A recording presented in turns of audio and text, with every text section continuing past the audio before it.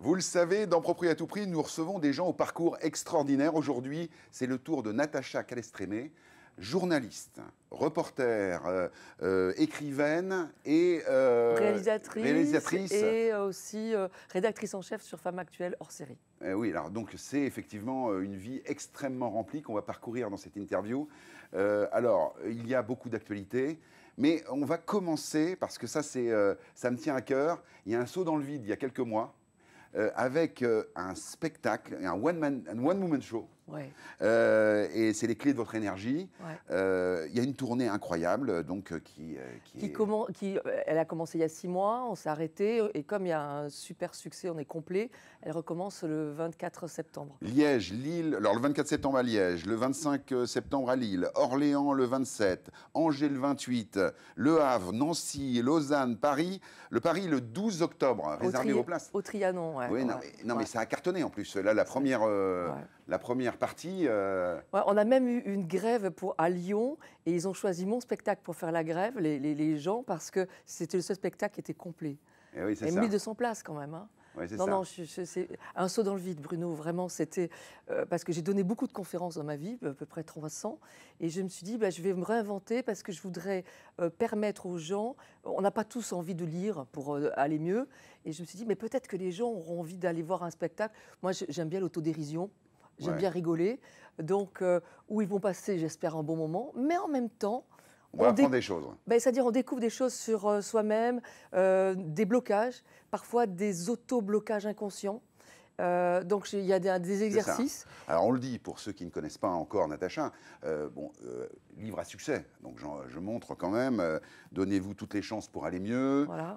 Trouvez ma place. Voilà. Et la clé de votre énergie qui est le best-seller. Voilà. Qui est le best-seller, plus d'1 million de livres vendus. Donc effectivement, tu es la reine du bien-être en France, si on peut dire ça. Non. Non, disons qu'aujourd'hui, les gens se sont accaparés mes méthodes, puisqu'il y a 22 protocoles que j'ai partagés, et c'est ça qui me remplit de bonheur. C'est-à-dire qu'en fait, le succès, il vient parce que les gens ont essayé et puis ça a marché pour eux. Sinon... C'est le domaine du développement personnel que tu explores avec brio. Tu es aussi fan de... Tu es un peu... T'aimes tout ce qui concerne la médiumnité, si on dit ça, la numérologie.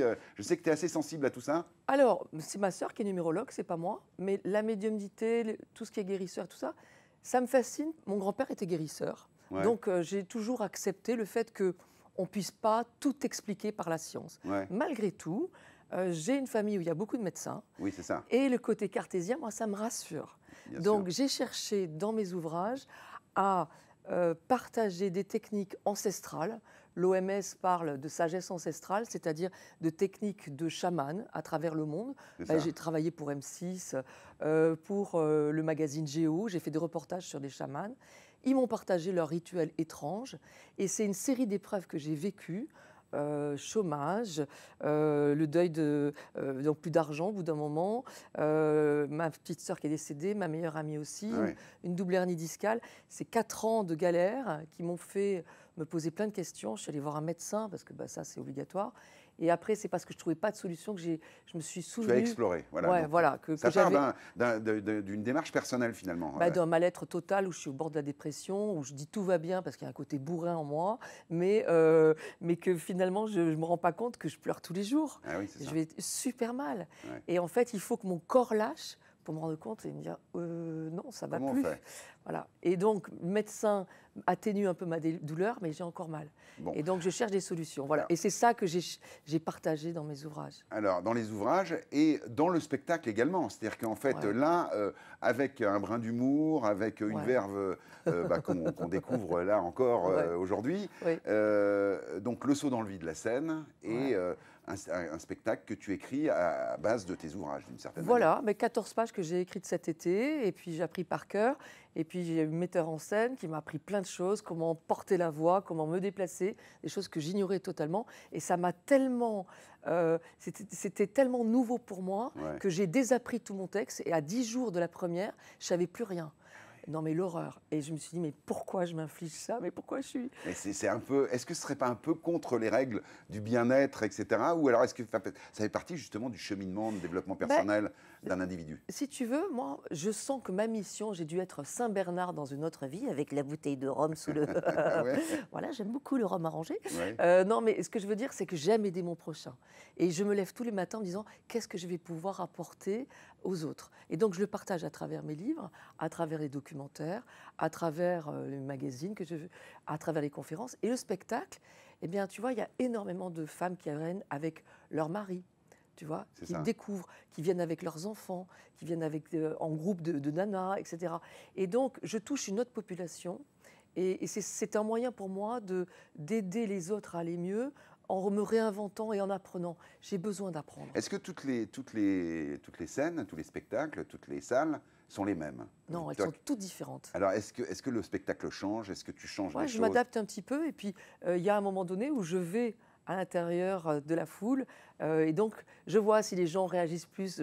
J'y vais du coup au niveau de l'humour, je blague. J'aime vraiment faire rire les gens. C'est mon moteur. Bon. Je ne suis pas humoriste. Hein. Non, mais voilà. Mais voilà. Tu as pris un peu les codes. Voilà. Bon, on est dans une émission immobilière, Natacha. Moi, j'aimerais qu'on fasse un peu ton parcours immobilier, parcours de vie immobilier. Est-ce que tu te rappelles de ta maison d'enfance ou de ton appartement d'enfance avec tes parents? Bien sûr, je me rappelle de ma maison d'enfance. Oui, tout à fait. C'était comment? Est-ce que c'était heureux? Est-ce que c'était grand? Est-ce que c'était petit? Est-ce que c'était... Alors, c'est étrange parce qu'en fait, c'était comme une parenthèse. Je n'ai pas... je n'imagine pas un bien comme... Il faut absolument que je le garde, etc. Et c'était un peu comme si à l'intérieur de moi, je sentais que ma vie, j'allais m'épanouir plus tard. Et donc, j'ai vécu mon enfance en me disant demain. Donc tu n'as pas de souvenirs Si, j'en ai plein. Oui, j'imagine, mais si tu veux, mon père... Mais c'est pas ton moteur, c'est ça que tu veux dire? Non, mon père est fou de nature, donc il avait des livres de chevet avec des dictionnaires sur les noms des plantes, donc j'adore les plantes, donc j'ai plus de souvenirs de paysages que j'ai vus, de plantations dans le jardin, etc., ou de mots, ou voilà, que de lieux, et voilà. Et étant intermittent du spectacle pendant longtemps, tu le sais sans doute, très compliqué pour moi d'acheter un bien. Ah oui, c'est ça. Ah oui. Donc j'achète mon premier bien, j'ai 45 ans. Ah oui, c'est ça. D'accord, mais avant, tu as bien eu des appartements en location. Location. Le premier appart toute seule, tu t'en rappelles? Mon premier appart toute seule, non, parce que j'ai quitté mes parents pour être avec quelqu'un. Ah, donc c'était l'appart à deux direct? Direct. D'accord. En fait, le premier appartement, première maison toute seule, c'est il y a 1 an. Ah oui, c'est ça. D'accord, suite à des changements de vie. Suite à un divorce. Voilà, d'accord. Et alors, cet appart à deux, il était où? Oh là là, il était à Paris, à côté de, comment ça s'appelle, le cimetière, là... Père-Lachaise? Père-Lachaise. Ouais. Et je me rappelle quand c'était le printemps et que le mimosa et les lilas étaient en fleurs, je piquais des fleurs dans les... c'est pas joli. C'est pas sympa. Non, pas joli. Je suis pas fière de moi, mais j'aime trop les fleurs. Il me fallait ce côté de nature, et donc on avait je crois, 18 mètres carrés à 2, quoi. Ah oui, c'est ça. À Paris, c'est le standard. Voilà. Alors, tu es un peu une citoyenne du monde. Enfin, tu as une passion pour la nature, pour les animaux. Donc, pendant ta partie réalisatrice, tu as parcouru, tu as voyagé partout, Bornéo, les animaux, c'est aussi... J'ai lu, je ne sais plus où, que tu avais été choqué, ou en tout cas, ça avait été un déclic chez toi, qu'on t'avait appris, ou ton père, ou t'avait appris que... J'ai 9 ans, et mon père me dit, ça y est, le plus vieux, le dernier rhinocéros noir est mort. Alors, on en a retrouvé après, mais j'ai 9 ans, et là, je suis effondrée en me disant, comment le 3e mammifère, le plus gros, parce qu'après la baleine et l'éléphant, peut disparaître de la planète, c'est pas possible. Et là, je me dis, il faut que je fasse quelque chose dans ma naïveté. Donc tu conscientises à 10 ans, 9-10 ans déjà, que en fait, il y a un problème pour la planète. Et c'est même plus que ça, c'est je vais faire quelque chose, je dois faire quelque chose, et je vais y arriver. Je suis sûre de moi. Ah oui, c'est ça. Alors, il y a une scène avec des orang-outans, je crois, ou un orang-outan qui te... Ah ouais, je suis à Bornéo, c'est un endroit où on est passé à ça de la mort parce qu'il y a des coupeurs de tête là-bas qui s'étaient fait piquer leur terrain, enfin bon bref, on s'en fout. Mais à un moment donné... Tu t'es pas fait couper la tête? Non. Ouais. Et donc les orang-outans, ils sont à 50 mètres, on a des longues focales, donc... Montréal, mon chef-op, est en train de les filmer. Il fait 99% d'humidité, je suis en nage, il y a de l'eau comme ça, des sangsues grosses comme ça. Je m'assieds sur une souche d'arbre et à un moment donné, j'entends... Je tourne la tête, je lève la tête et au-dessus de moi, il y a un orang-outan, subadulte, donc 7 ans et demi, ça veut dire que dans sa vie, il a 18 ans. Et dans ma tête, je me dis... Mais c'est énorme, un orang-outan. Enfin, ouais, c'est gros, c'est gros. Ouais. Là, il a ma taille à peu près. Ouais, enfin quand même. Voilà. Donc, et je baisse les yeux parce que tu ne peux pas avoir la confrontation avec les yeux, voilà, avec les grands primates. Et dans ma tête, je dis, viens, je t'en supplie, viens, je t'en supplie, viens me voir, viens voir. C'est mon rêve. Je veux faire comme Diane Fossé avec Digit, le gorille qui touche le doigt. Tu vois, je veux vivre ça, tu vois. Et alors, il descend, l'orang-outan, comme ça. Il y a un Dayak, qui sont donc l'ethnie là-bas de Bornéo. Je lui envoie mon appareil photo et je dis photo. Il n'a jamais pris d'appareil de photo. Donc... Ah là là, quel mais dommage. Attends, j'ai une photo, non j'ai même 3, flou, mais j'ai une photo. L'orang-outan, il vient comme ça, là. Il se met à côté de moi, il prend un bâton, il monte sur mes genoux. Ah ouais. Là, moi, je suis rouge. J'ai une photo, elle est dans un de mes livres. On dirait, tu sais, le premier amour. Il m'a choisi, tu sais, tu as le cœur qui... Et je suis rouge vif, je suis là, oh, le bonheur. Il monte sur mes genoux et il me touche les cheveux. Parce qu'en fait, il faut savoir qu'à Bornéo, les femmes et les hommes ont les cheveux pratiquement rasés. Ils ont ça. Ah oui, donc il n'a jamais vu de cheveux comme ça. Et tu as les cheveux longs à l'époque. J'ai les cheveux comme ça. Il touche mes cheveux et il part. Wow. Ça dure 20 secondes. J'ai ces photos. Incroyable. Cette rencontre, elle est gravée dans ma vie. Mais vraiment. C'est un truc de fou. Alors c'est là qu'on voit que rien ne se fait par hasard, parce que là, il y a une sensation de bien-être, de réalisation de soi qui doit être maximale. Je suis à ma place, je me dis, j'ai fait ce métier pour rencontrer les espèces sauvages. Il n'est pas venu chercher à manger, et il est venu à mon contact parce que j'en rêvais. Et je crois que je pleure après, tellement de bonheur.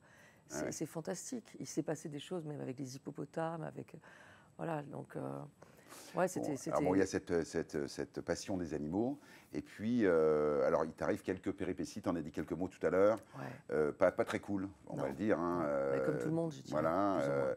Et donc là, du coup, tu décides, presque contraint et forcé par la vie, de t'occuper des autres d'une certaine manière, du développement personnel. Tu t'intéresses à la santé, tu t'intéresses au bien-être, tu t'intéresses un peu à ces sujets-là. Si tu veux, au départ, on m'aurait dit, il y a 20 ans, tu vas t'occuper du développement personnel, j'aurais éclaté de rire. Ouais. C'était pas ma came, du tout. Mais c'est effectivement suite à cette série d'épreuves où je vais chercher des solutions, où ça marche, je suis la première surprise. Mon mari, à l'époque, me dit, partage ça dans un bouquin, je me sens pas légitime. Je dis, mais n'importe quoi, c'est de la chance. Côté cartésien, revient dessus, tu vois. Ouais. Et puis, là, bizarrement, Bruno, tous mes proches m'appellent. Mais... un coach qui me dit « Natacha, est-ce que tu peux m'aider? J'ai tel problème de dos. » Je suis journaliste. Bon, pourquoi? Et c'est comme si l'univers conspirait pour me mettre sur un chemin. Je vois ça comme ça avec le recul, je n'ai pas d'autre explication. Ah ouais. Je partage avec eux ces rituels qui m'ont aidé et ça marche aussi pour eux. Et là, je me dis, il y a un truc. Donc, de 2016 à 2019, pendant 3 ans, j'ai proposé des ateliers et à ma grande surprise, il y a des médecins, des psychiatres, des infirmiers qui viennent se former. C'est les cartésiens. Incroyable. Là, je ne comprends pas. Ouais. Et là, je me dis, OK, il y a un outil.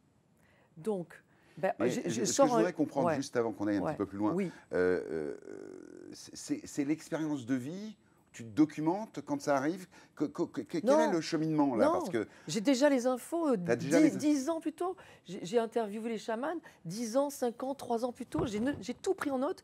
Et ils ont le point commun d'avoir vu que je les écoutais avec bienveillance et ils m'ont tout partagé. Ah oui, c'est ça. Et je vois un point commun, tu sais, il y a la force des statistiques. Aujourd'hui, un médicament, il est mis sur le marché grâce à des statistiques. Si les résultats du médicament, il est supérieur à l'effet placebo, il est mis sur le marché. Les statistiques, c'est important. Si statistiquement, dans tout le monde, dans le monde entier, il y a des des sagesses ancestrales qui disent la même chose, statistiquement parlant, ça a un poids. C'est un poids, c'est ça. Et l'OMS, l'Organisation mondiale de la santé, reconnaît que 80% de la population mondiale fait appel à ces sagesses ancestrales.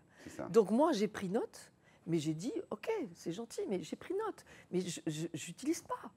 Et c'est quand je suis forcée par la vie, comme tu viens de le dire, que je suis allée voir un médecin et j'ai encore mal, que je me dis, au fait, les gars là, qui disaient ce truc-là, et si j'essayais, j'ai plus rien à perdre.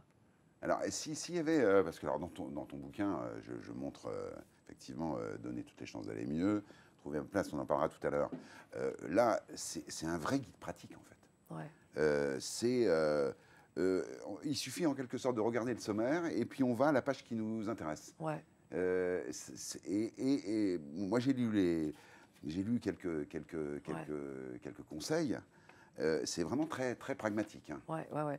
Mais trouver ma place, si tu veux, se donner toutes les chances d'aller mieux, j'ai interviewé des professeurs de médecine, des professeurs de psychiatrie, et ce qui est génial, c'est que ce sont des hommes ouverts, et donc ils donnent des conseils. Mais quand on a une santé un peu, c'est difficile, comment se penser aux parties saines plutôt qu'à la partie malade. Des vrais conseils, moi je suis heureuse d'avoir, en me disant si un jour je suis malade, eh ben, je vais pouvoir mettre en pratique leurs conseils.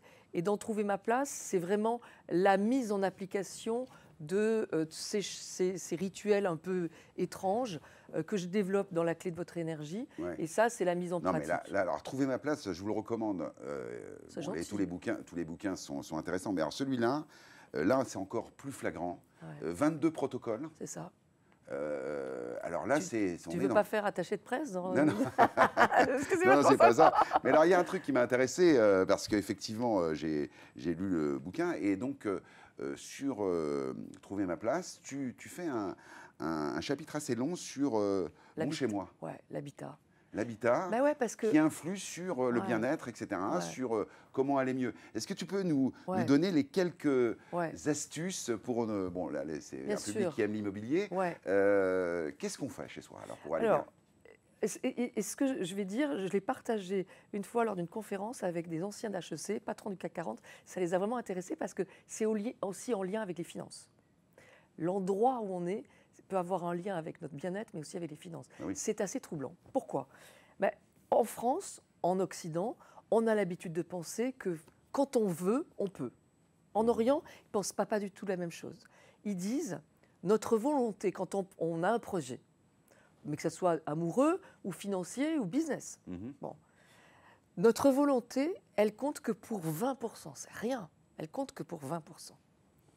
Ils disent après, l'endroit où on mène à bien ce projet, où on prend la décision de ce projet. Par exemple, cet endroit ici. Alors, je sais pas, alors je vais dire 30, c'est ça? Oui. Si tu l'as lu, c'est bien. 30%. Oui. Déjà plus grand que notre volonté. Que la volonté. Bon.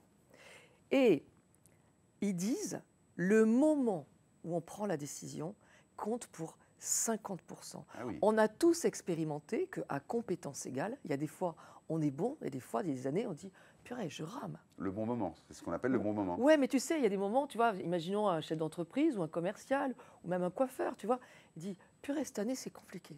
Ou bien, l'année dernière, c'était tout chousse, les gars. Ouais, bon, c'est ça. Bon, on est comme si on est une barque avec vent dans le dos ou vent de face. C'est ça. Bon, eh bien, en Orient, et la Chine, Japon et l'Inde, qui utilisent ces techniques, ils font partie du top 5 des pays les plus riches au monde. Ce n'est pas un hasard. Bon. Eux, ils disent, quand le temps nous est défavorable, il faut, nous, avec notre volonté, 20%, s'allier avec notre lieu de vie ou notre lieu de travail, 30%, pour lutter contre le temps quand il est contre nous. Oui, quand on n'a pas une force équivalente. Voilà. Donc, ce que j'explique dans Trouver ma place et par rapport au lieu de vie, c'est que l'importance de se relier avec l'âme du lieu. Alors c'est ça. Alors l'âme, les murs ont souvent des jolies histoires à raconter. Ouais. Alors qu'est-ce que racontent les murs et comment on fait pour vraiment découvrir l'âme d'un lieu d'une certaine manière? Est-ce qu'il y a des trucs? Il y a un protocole déjà pour rentrer en contact avec l'âme du lieu. C'est-à-dire, alors c'est aussi un peu scientifique. Rupert Sheldrake, il a montré qu'il y avait une mémoire universelle. C'est-à-dire qu'il y a des fois, imaginons, on s'engueule. Oui. Où tu t'engueules avec les gens de l'équipe. Ouais, je préférerais. Bon, ou au contraire, c'est que de la bonne humeur, je sens beaucoup de bonne ambiance ici, etc. Bon, eh bien, on sait, grâce à la physique quantique, que tout est vibration, etc. Il y a une mémoire qui s'installe dans les murs par rapport à, imaginons qu'ici, il n'y ait que des gens qui pleurent, eh bien, il y a une mémoire résiduelle, et tu l'as déjà certainement expérimenté, à l'endroit où on dort, par exemple. Ouais. Bon, il y a des fois, on est tout heureux, il s'est passé super bien dans la journée, on se couche, et là, purée. Ça tourne. Ça tourne, on se dit, oh purée, et mon enfant, est-ce qu'il va faire ci, est-ce qu'il va faire ça? Et purée, j'aurais dû dire ça à mon patron, et ça, non? Ça nous est tous arrivé. Bien sûr, ça arrive à tout le monde. Pourquoi? Parce que dans notre lit, on est allongé, nos défenses sont au minimum, au repos, et on est envahi par cette mémoire résiduelle qui est là. Et donc, de la même manière qu'il faut laver ses draps, pardon, eh ben, il faut, c'est important, c'est pas il faut, c'est important de nettoyer cette mémoire résiduelle des pleurs. Alors, ne parlons pas de ceux qui mettent une télé dans leur chambre. Oui. Ben, si tu regardes un film d'horreur, oui, tu as un gramme, une espèce de peur. C'est ça. Pas très bon. Pas très bon, tu vois. Alors, comment on fait pour nettoyer l'âme? Alors, c'est de la méditation, c'est... Il y a un rituel qui consiste à nettoyer, à dire des phrases. Alors, mes protocoles, je fais une petite aparté parce que c'est important. Parce que les gens peuvent se dire des phrases, en quoi ça va nettoyer, c'est n'importe quoi. Et ça, moi, j'ai essayé de l'ancrer dans le côté rationnel des choses. C'est que, grâce à Giacomo Rizzolatti, c'est un chercheur de l'université de Parme, notre cerveau ne fait pas la différence entre quelque chose de vécu et quelque chose d'imaginé comme étant réel. Je te donne un exemple. Imaginons que j'ai une boule d'aluminium dans la main. Petite taille, genre plus petit qu'une boule de ping-pong. D'accord. Je te la donne. D'accord, merci. Voilà. Oui.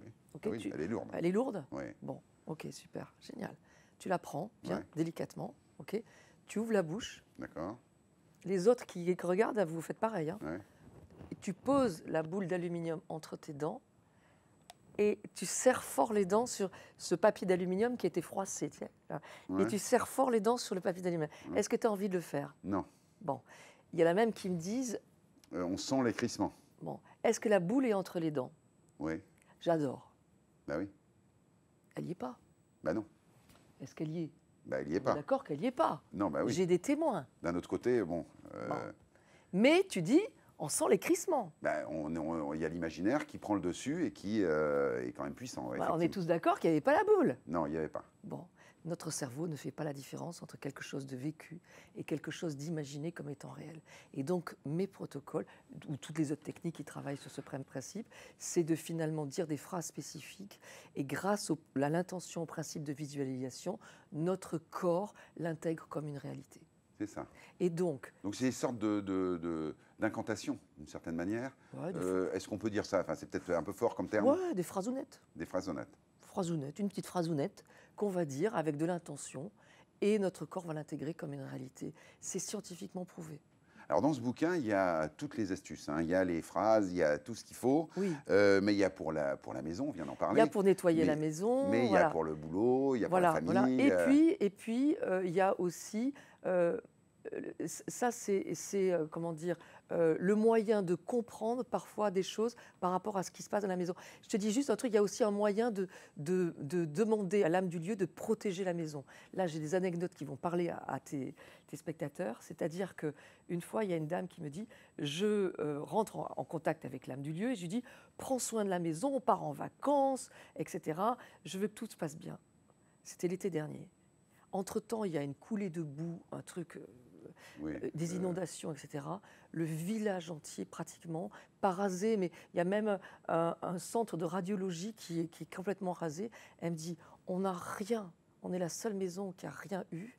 On a même un parking, enfin un garage en pente, l'eau n'est pas rentrée. C'est fou. Il y a une autre fille, elle me dit, je rentre en contact avec le gardien du lieu, la lame du lieu, et je lui dis, merci de protéger ma maison. Elle me dit, je vais pour fermer la porte, et là, j'ai un vase qui tombe par terre. Je dis, pas cool, gardien des lieux. Bon, elle me dit, j'étais en train de partir au boulot, je venais de déjeuner, je rentre, je ramasse la terre par terre.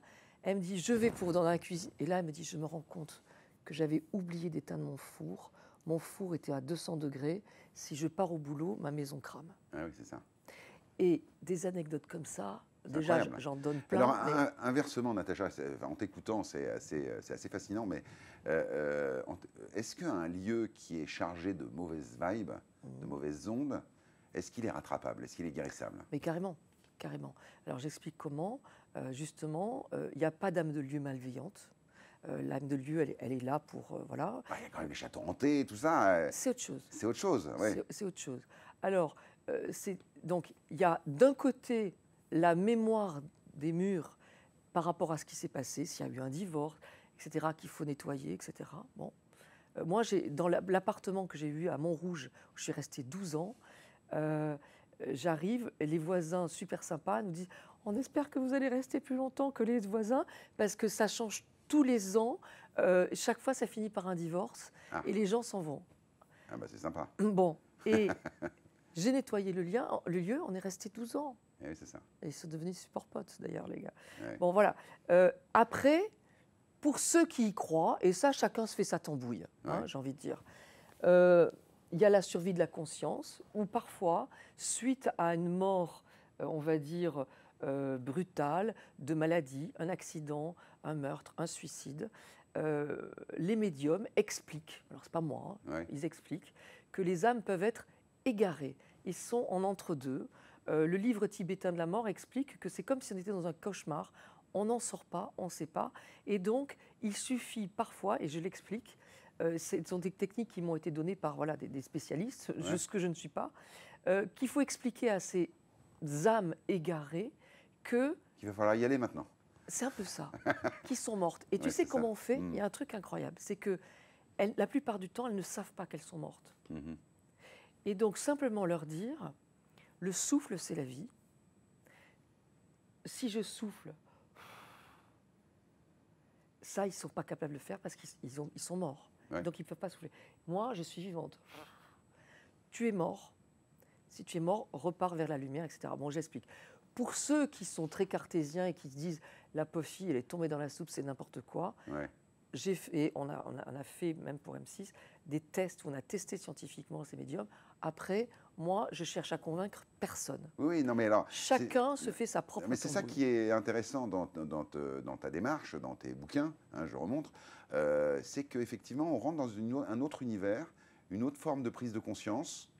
Ça ouvre un peu les chakras, finalement, de lire ton bouquin, même si parfois on peut... être sceptique, etc. Mais globalement, on se dit, tiens, il y a quelque chose quand même. Mais c'est-à-dire qu'en fait, qu'est-ce qu'on risque? Rien. Rien. Exactement. Le livre, il coûte 9,20 €. Bon. Ah, ça va. Et ça peut changer la vie, j'ai envie de dire. Non? Et ça a marché pour toi. Bah, c'est ça. C'est ça, quand même, c'est la preuve par l'exemple que toi, tu es l'exemple vivant d'une démarche. J'étais invisible, j'étais romancière, réalisatrice, journaliste, invisible.com. Et aujourd'hui, je suis interviewée par Bruno. Là, c'est quand même pas mal. C'est Sister, faut quand même pas déconner. Non, mais tu vois, j'ai fait je suis passée sur plein d'émissions, j'ai fait des primes, etc. Bon, ça a changé. Moi, j'ai pas changé. Je me suis libérée de choses qui m'appartenaient pas.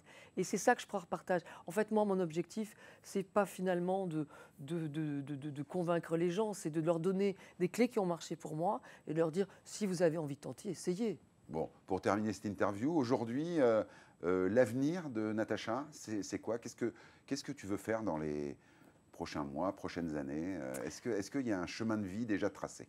Alors, là, je vais commencer à partir dans quelques jours un nouveau bouquin. Voilà. Oui, parce que, non mais alors tu fais comment? Parce que là, mai, celui-là, octobre, t'en écris un tous les 2 mois, c'est ça? Non. non. Mais non, c'est du temps, et puis après, quand ça sort, voilà. Mais, et puis après, je vais me lancer sur un roman, et là, je vais mettre une bonne année pour l'écrire.